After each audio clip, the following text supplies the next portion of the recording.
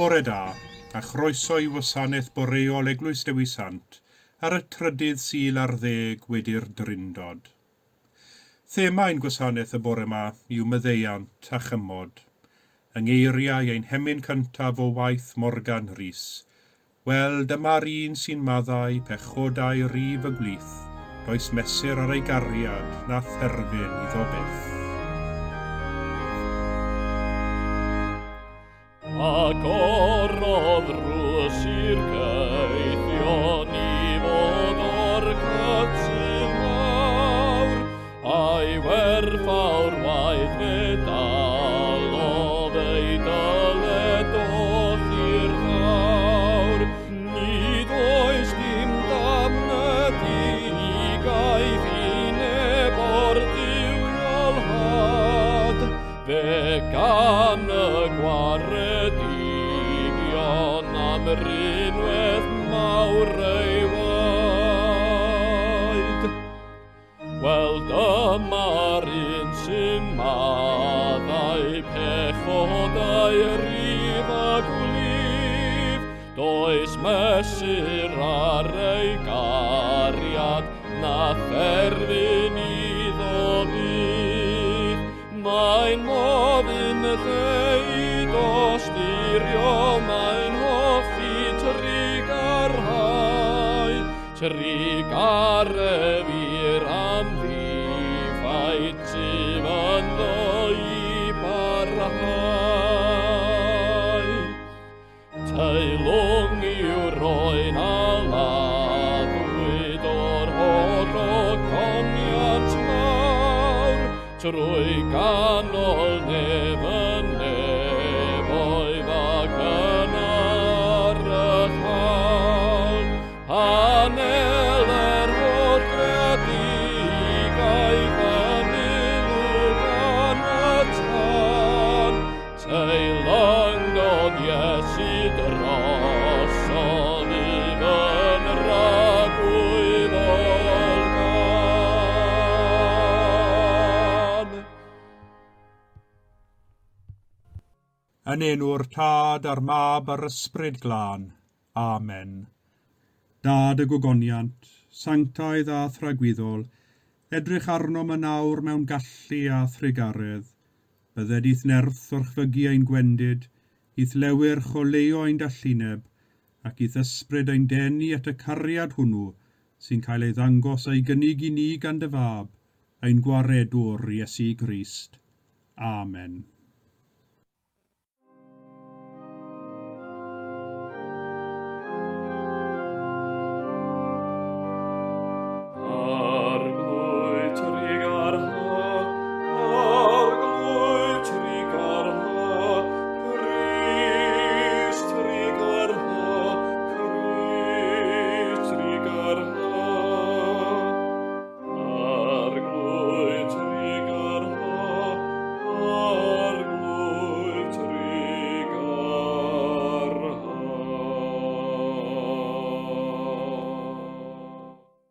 Cyffeswn yn ostyngedig ein pechodau, ger bron yr holl alluog Dduw. Dad nefol, yr ydym wedi pechu ar feddwl gair a gweithred, a heb wneud yr hyn a ddylem. Mae'n wir ddrwg gennym, ac yr ydym o ddifrif yn edi farhau. Mwyn dy fab Iesu Grist a fe farw drosom, myddeiau ni'r cwbl aeth heibio, ac arwain ni yn ei ffordd ef, I gerdded fel plant y goleuni. Amen. Holl alluog Dduw sy'n maddau I bawb sy'n wir a difeiriol, a drygarhau wrthych, a chryddhau o bechod, a'ch cadarnhau mewn daioni, a'ch cadw yn y bywyd tragwyddol, trwy Iesu Grist ein harglwydd. Amen.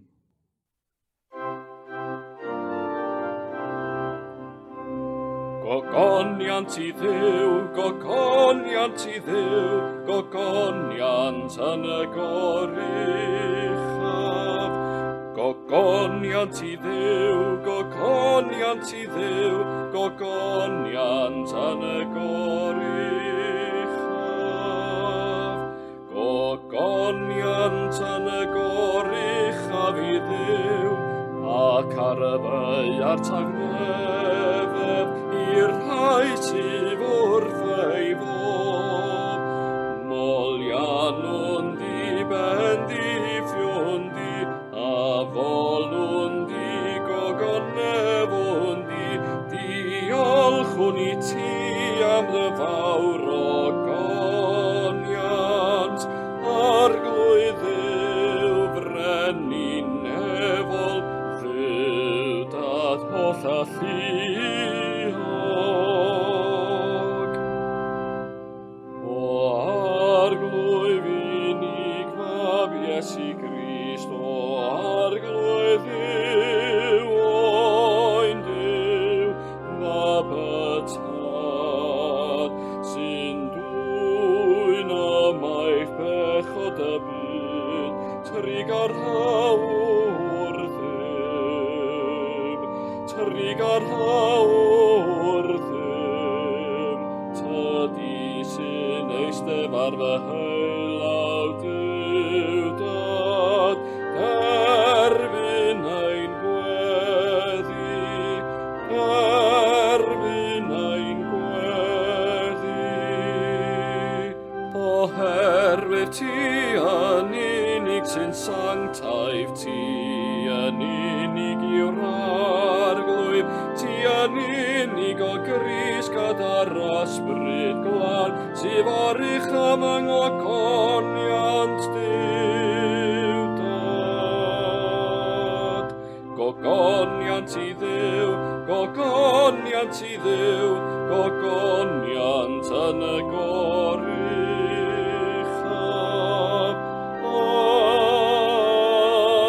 Amen. Amen.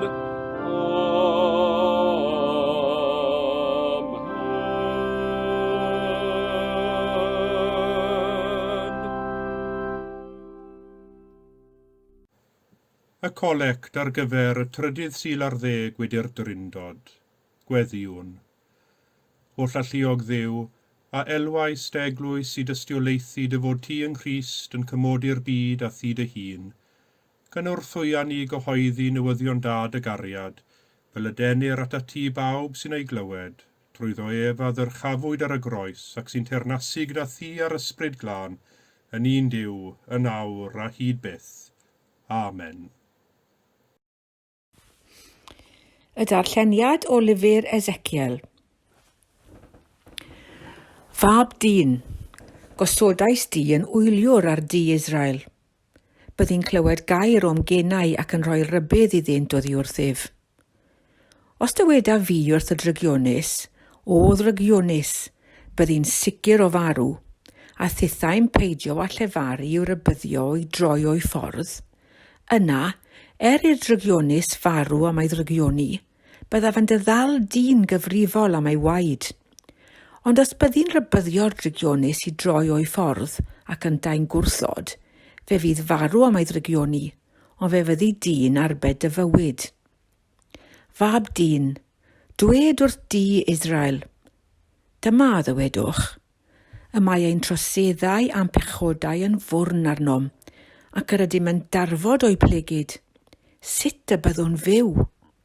Dywed wrthynt, cyn wired am bod yn fyw, meddy'r arglwydd Dduw, nid wyf yn ymhyfrydu ym marwolaeth y drygionus, ond yn hytrach ei fod yn troi o'i ffordd ac yn byw. Trowch o'ch ffordd drwg. Pam y fyddwch farw o di Israel? Diw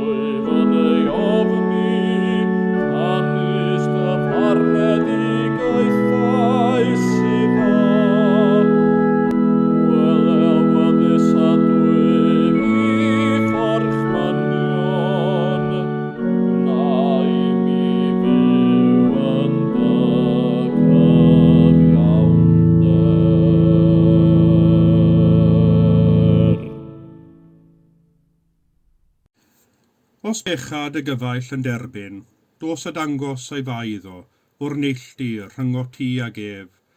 Os bydd yn gwrando arnat, fe nillais dy gyfaill, ond os na fydd yn gwrando, cymer gyda thi un neu ddau arall, mwyn i bob peth sefyll ar air 2 neu 3 o dystion.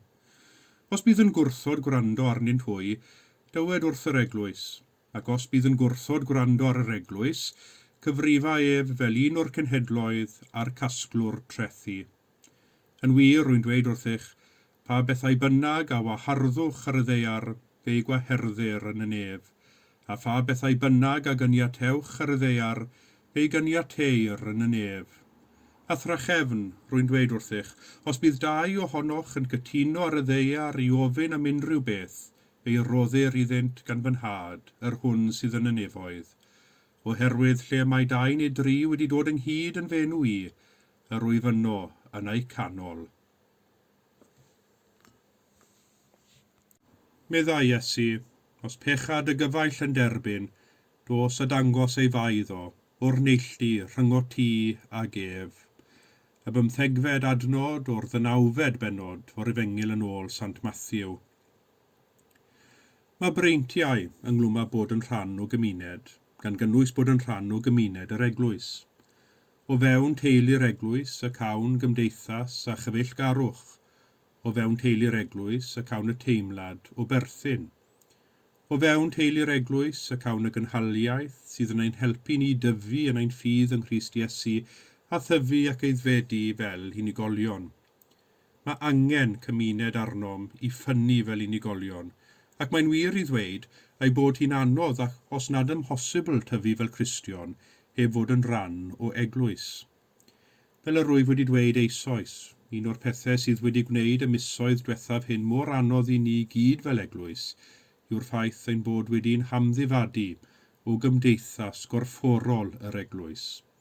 Y dod ynghyd, y cyd-addoli a'r cymdeithasu. Fe'n creuwyd ni i fod yn greaduriaid cymdeithasol, i ddod at ein gilydd ac o hynny ddwy'n cysur yn erth o fod yn nghwmni ein gilydd ac i rannu ein profiadau.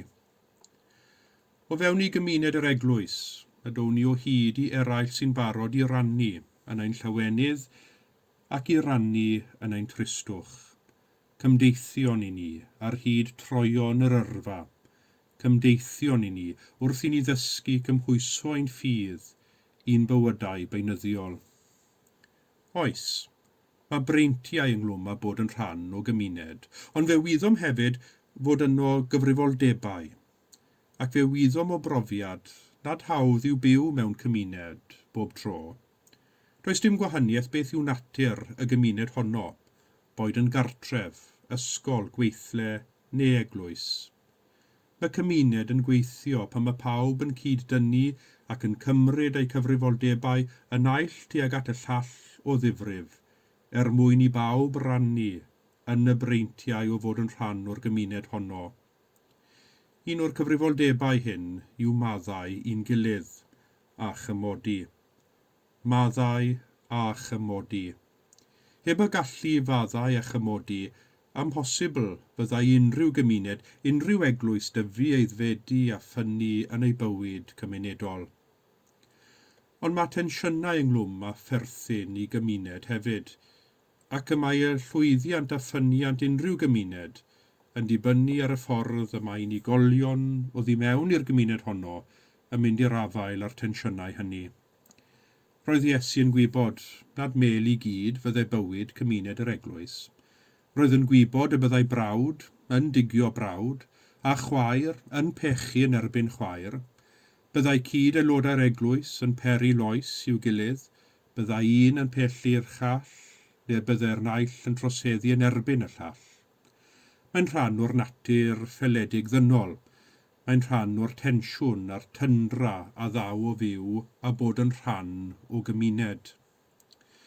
Mae'n bwysig i ni gydnabod fod gennym ni gyd y gallu i bechu yn erbyn rhywun arall, a'n bod yn gallu peri loes sy'n gilydd, weithiau'n fwriadol ac weithiau ac yn amlach na pheidio yn anfwriadol. Yr un yw'r loes ac yr un yw'r briw a dewir. Doedd Iesu ddim yn ddall i ffyleddau'r natur ddynol. Doedd e ddim chwaith yn ddall i'r loes a all ei ddilynwyr peri i'w gilydd. Dydy dilyn Iesu ddim yn golygu ein bod yn berffaith, na chwaith nad oes gennym y gallu bechu yn erbyn ein gilydd. Roedd Iesu yn gwbl ymwybodol o'r tensiynau oedd yn bodoli ymysg ei ddisgyblion ei hun. Nid pob un ohonynt oedd yn cytuno ar gweddill. Mwy nag unwaith yn yr efengylau cawn sôn am drafodaeth frwd neu hyd yn oed cweryl yn codi ymhlith ei ddisgyblion.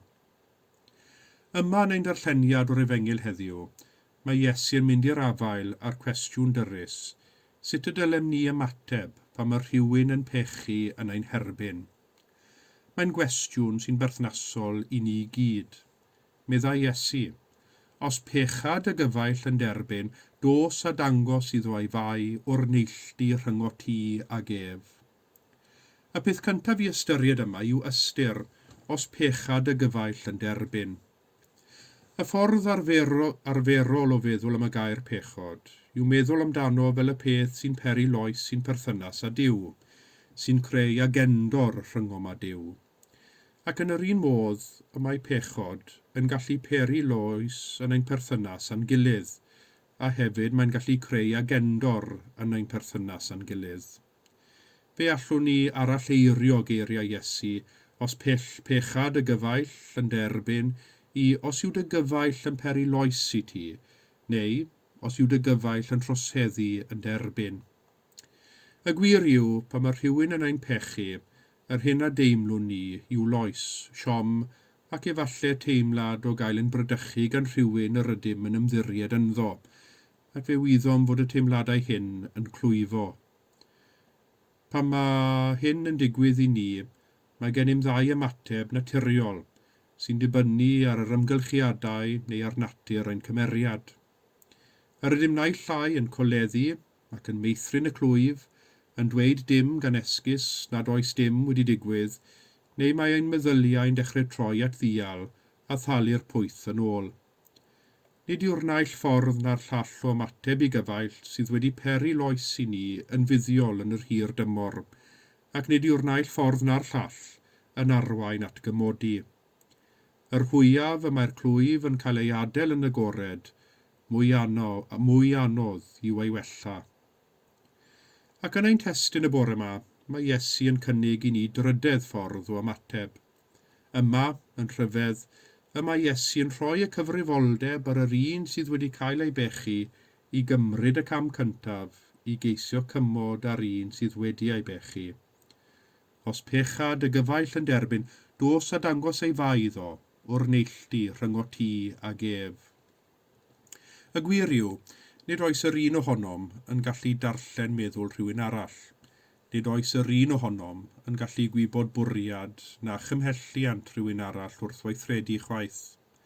Yn ymlach na pheidio, y mae cyfaill yn pechu yn ein herbyn nid o fwriad na chwaith o falais na'r bwriad i beri loes, ond yn hytrach drwy gamgymeriad, neu trwy air neu weithred ddifeddwl neu esgelistod anfwriadol.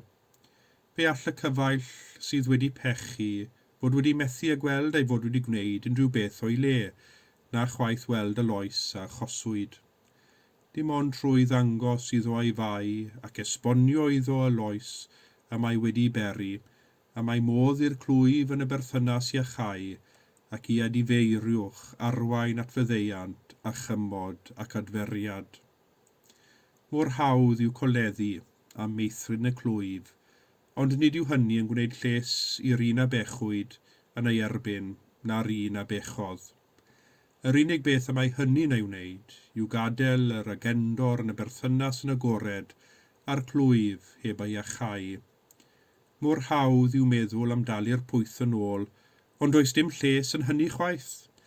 Dim ond cadw'r cylch dieflig o bechu droi ac achosi rhagor o loes a wna hynny. Mae'r drydydd ffordd, y ffordd mae'r Iesu yn ei chynnig, yn ffordd sy'n wynebu'r bai ac yn rhoi cyfle i wir y difeirwch wneud ei waith. Yn ymateb i wir y difeirwch, yr un sydd wedi pechu y daw'r gallu fadda iddo, ac o faddau, y daw cymod ac adferiad ac yr agorir ffordd ymlaen. Mae'r cyfrifoldeb o cymryd y cam cyntaf yn syrthio ar ysgwyddau'r un sydd wedi cael ei bechu, yr un sy'n teimlo'r loes a'r briw. Dyma'r ymateb eiddfed i ddechrau ar y gwaith a'r daith sy'n arwain at fyddeiant a chymod a thywelwch meddwl. Heb edifeirwch, heb fyddeiant, heb gymod, does dim gobaith i unrhyw gymuned, boed honno yn gymuned eglwysig neu rhyw gymuned arall, goroesi y tensiynau a'r tyndra a'r gwrthdaro a daw o fod yn rhan o gymuned. Cymuned o bobl ffyledig, amherffaith, fel chi a fi yw pob cymuned, sydd nid yn unig wedi cael ein pechu yn ein tro, ond sydd hefyd, weithiau'n fwriadol, weithiau'n anfwriadol, wedi pechu yn erbyn eraill. Cofiwn, yn ganolog i weddi'r arglwydd, y mae myddeiant. Erfyniwn ar fyddeiant Duw bob tro a gweddiwn maddau ni ein dyledion. Ond mae'r rhan arall i'r cymal hwn, fel y myddeiwn innau un dyledwyr. Y mae'r naill yn ddibynnol ar y llall. Fel y mae Duw mor rasol ei fyddeiant i ni, felly y cawn ninnau ein galw i fod yn rasol ein myddeiant i'r rhai sydd wedi pechu yn ein herbyn ni. Myddeiant yw'r olew sy'n cadw o lwyni cymuned i droi, sy'n cadw cymuned a pherthynas at ei gilydd.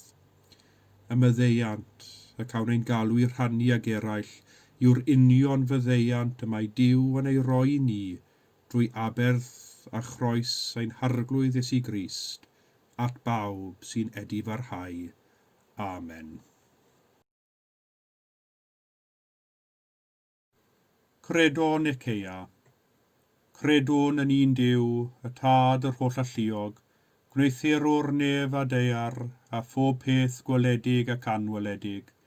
Credwn yn un arglwydd Iesu Grist, unig fab Duw, a genhedlwyd gan y Tad cyn yr holl oesoedd, Duw o dduw, llewyrch o lewyrch, gwir dduw o wir dduw, wedi ei genhedlu, nid wedi wneithir, yn un hanfon ar Tad, a thrwyddo ef y gwnaed pob peth, ein mwyn ni ac ein hiechawdwriaeth disgynnof o'r nefoedd, trwy nerth yr ysbryd glân daeth yn gnawd o fair forwyn ac fe gwnaed yn ddyn, fe'i groeshoelwyd drosof dan Pontiws Peilat, dioddefodd angau ac fe'i claddwyd. Atgyfododd y trydydd dydd yn ôl ysgrythyrau ac esgynnodd i'r nef, ac yma'n eistedd ardd y heilawr Tad, a daw drychefn mewn gogoniant i farnu'r byw a'r meirw, ac ar ei deyrnas ni bydd diwedd. Credwn yn yr ysbryd glân, yr arglwydd rhoddwr bywyd, sy'n deillio o'r Tad a'r mab, ac ynghyd â'r Tad a'r mab, a gyd a ddolir ac y gyd o goneddir, ac a lefarodd trwy'r proffwydi. Credwn yn un eglwys lan gatholig ac apostolig, cydnabyddwn un bedydd myddeiant pechodau, a disgwyliwn am atgyfodiad y meirw, a bywyd y byd sydd i ddyfod. Amen. Gweddiwn yn enw Iesu am gymod a heddwch yn ein byd, yn ein cymunedau, yn yr eglwys, ac yn ein bywydau. Lle mae gwrthdaro, tyrd a chymod a heddwch. Rhwng genhedloedd a gwahanol hil, pan fo gormes a chamddefnydd o rym, tyrd a chymod a heddwch. Yn y gweithle, lle mae elw yn teyrnasu dros amodau gwaith, ac anghenion gweithwyr yn cael eu hanwybyddu. Tyrd a chymod a heddwch. Mewn cymunedau lleol, lle mae cymdogion yn methu cytuno, lle na pherchu'r hawliau, tyrd a chymod a heddwch.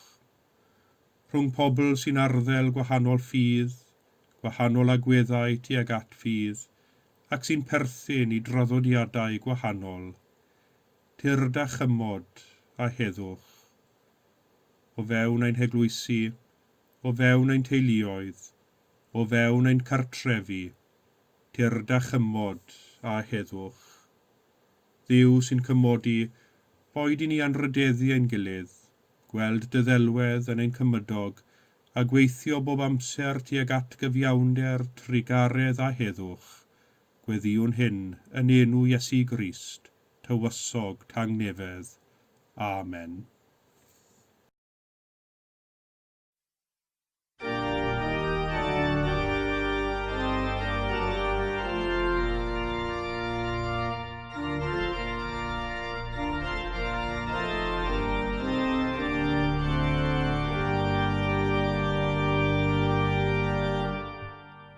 Dyw mawr yr rhyfedd o daemaeth, rhyfedd o liw pob rhan o chwaith, ond wyfol ras mwy rhyfedd yw nath oll weithred o'i fo bob ryw, a Dduw sy'n maddau fel tydi, yn rhadau'n holl bechodau ni. A Dduw sy'n maddau fel tydi, yn rhadau'n holl bechodau ni. O maddau'n holl gamweddau mawr, ac arbedau o glwch y llawr, tydi yn unig fedd yr hawl, ac ni chaiff ar adran o'r mal. A Dduw sy'n maddau fel tydi, yn rhadau'n holl bechodau ni. A Dduw sy'n maddau fel tydi, yn rhadau'n holl bechodau ni.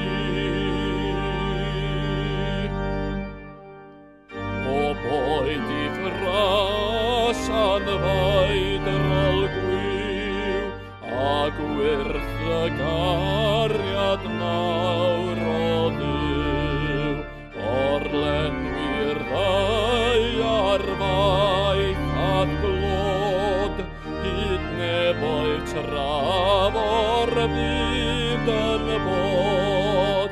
A Dduw sy'n maddau fel tydi, yn rhadau'n holl bechodau ni. A Dduw sy'n maddau fel tydi, yn rhadau'n holl bechodau ni.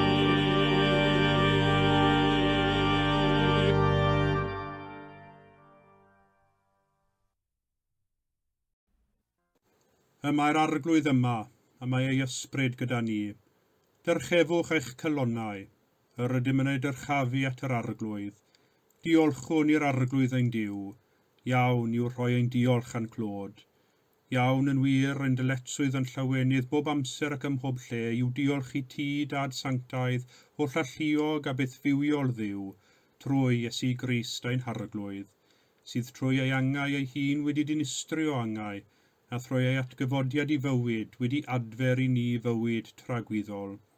Felly, gyda'r llir ynghylion a holl gwmpaeni'r nef, cyhoeddwn o goniant denw ac ymuno â hwy yn ei hemyn di-derfyn o fawl.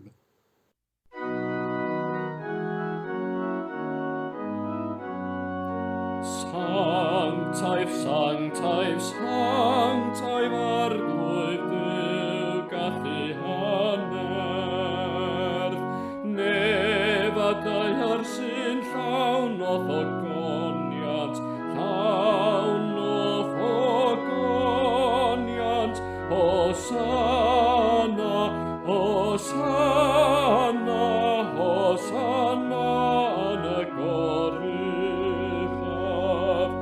Bendigedig yw'r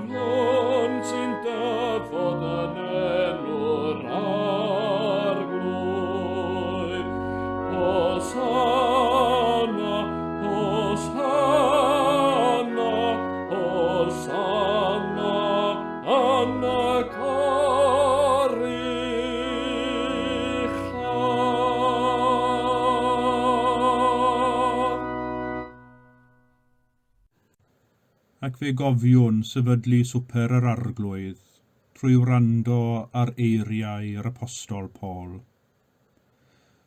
Oherwydd fe dderbynu Iesu oddi wrth yr arglwydd, yr hyn hefyd a droddodais i chwi, i'r arglwydd Iesu, yn nos y brydychwyd ef, gymryd bara, ac wedi iddo ddiolch fe'i torodd a dweud, hwn yw fy nghorff, sydd ar eich mwyn chwi, gwnewch hyn cof amdanaf. Yr un modd hefyd fe gymerodd y cwpan ar ôl swper gan ddweud, y cwpan hwn yw'r cyfamod newydd yn fy ngwaed i, gwnewch hyn bob tro yr yfwch ef, cof amdanaf. Oherwydd bob tro byddwch yn bwyta'r bara hwn ac yn yfed y cwpan hwn, yr ydych yn cyhoeddi marwolaeth yr arglwydd, hyd nes y daw. Fel y dysgodd ein hechawdwr ni, gweddiwn yn hyderus, ein tad, yr hwnnwyt yn y nefoedd, sancteiddiau'r denw, deled y deyrnas, gwneler dewyllus, megis yn y nef, felly ar y ddeiar hefyd. Dyroi ni heddiw ein bara beunyddiol, a maddau ni ein dyledion, fel y myddeiwn unna ein dyledwyr, ac nac arwain ni brofedigaeth, eithir gwared ni rhag drwg, gan is eiddot ti o'r deyrnas a'r gallu a'r gogoniant, yn oes oesoedd. Amen. Cymerwn enid i fyfyrio ar y cymyn bendigaid, ac ar o chymyn Iesu, gwnewch hyn cof amdanaf.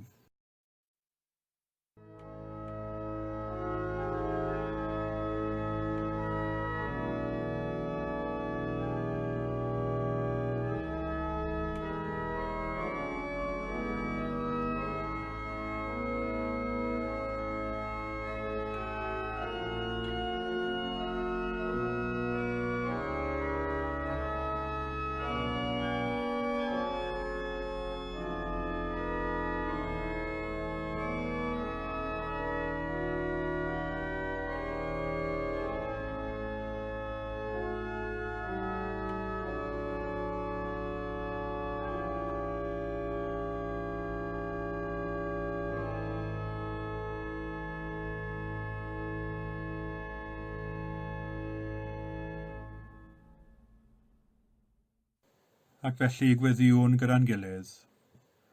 O wynfydedig arglwydd, mewn undod ath bobl ffyddlon ledled y byd, ger bron pob allor yn dy eglwys lle dethlir yr Iwcharist, dymunwn offrymu ti fawl a diolch.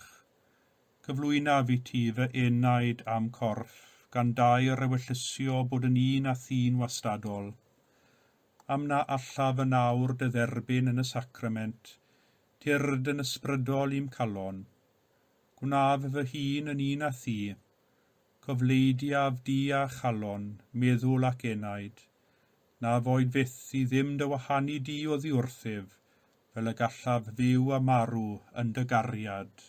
Amen.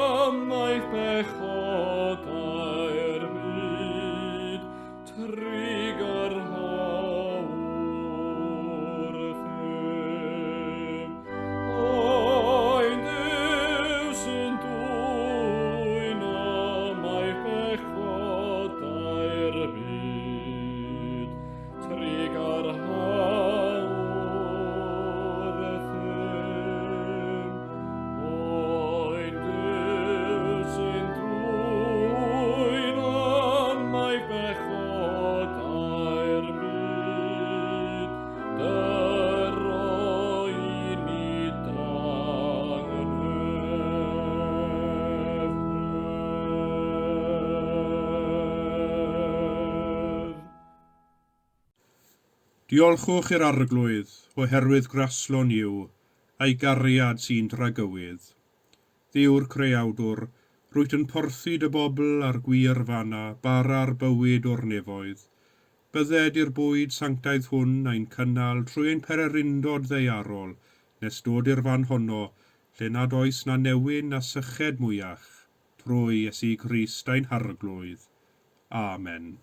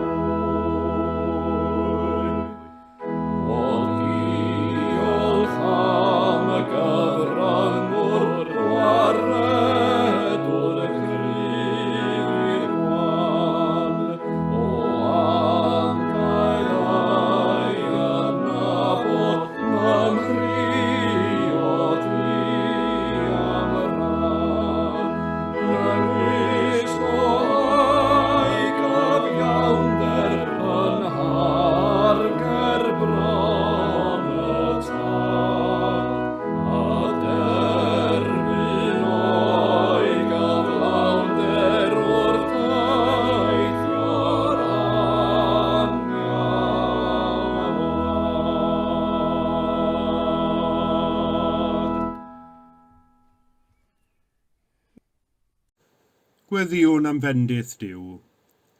Bydded i gariad yr arglwydd Iesu eich tynnu ato ei hun, bydded i nerth yr arglwydd Iesu eich cryfhau yn ei wasanaeth, a bydded i lawenydd yr arglwydd Iesu lenwi eich calonnau. A bendith Duw holl alluog, y tad y mab a'r ysbryd glân, a fo'n eich plith ac a drigo gyda chwi yn wastad. Amen.